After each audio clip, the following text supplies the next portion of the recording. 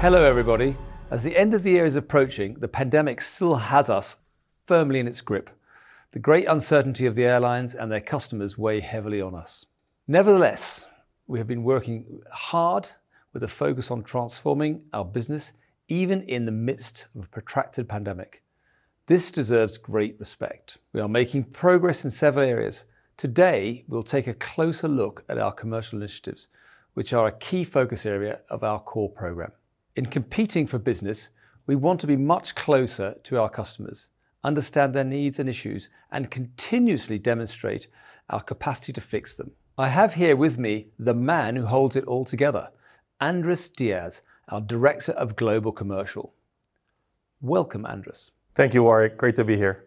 So firstly, tell us about how we're doing this year. Of course, I know myself, but it'd be really good if you could share with the team about how Swissport's been doing this year. So we've done some wonderful work, especially considering the challenging times with COVID. We're going to close the year probably hitting our net business gains objectives.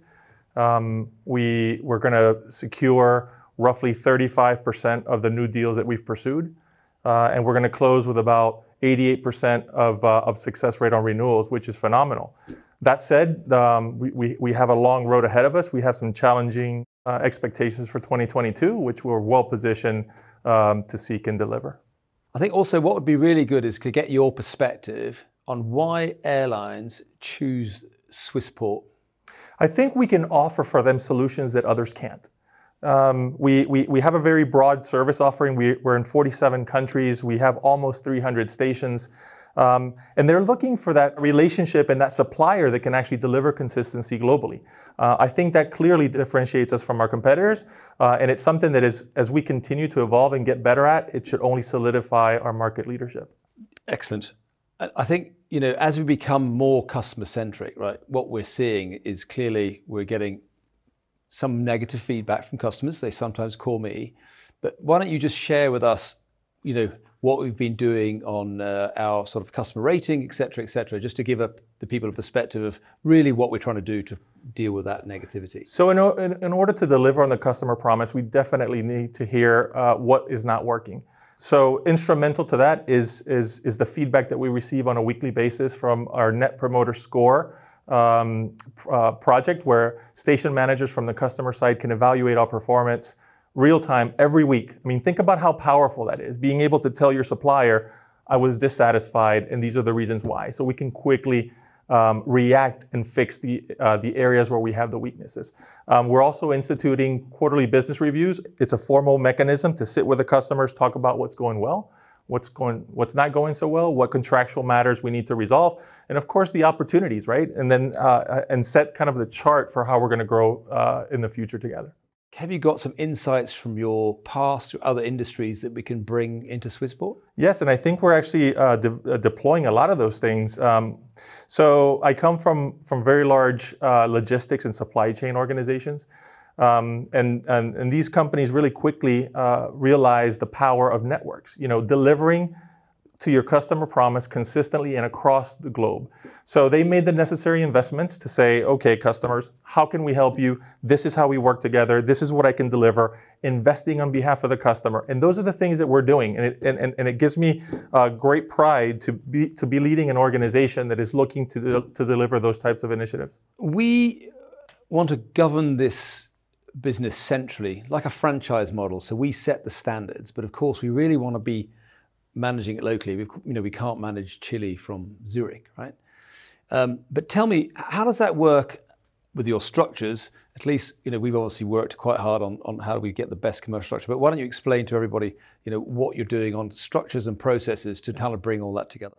So essentially, we've decided that we want to form the organization in a certain way. And to that end, we're deploying processes that say, hey, this is how we do it. This is how we do it in every given market so that the customer experiences consistency. And that goes from the operational side on through the commercial activity. So for example, when we create proposals now, we're seeking to speak in the customer's language consistently across the world.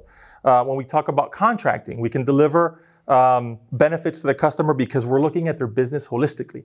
And every cluster leader understands that we're pulling our efforts together because we need to win as a whole. We no longer seek to win only at the regional level. So then lastly, tell me and share with us what are our priorities in 2022 for this business in terms of commercial? So we've got some very challenging growth targets, and we feel that they're fair, that they're doable, that we're instituting the right behaviors and the right approach to the business to deliver on them.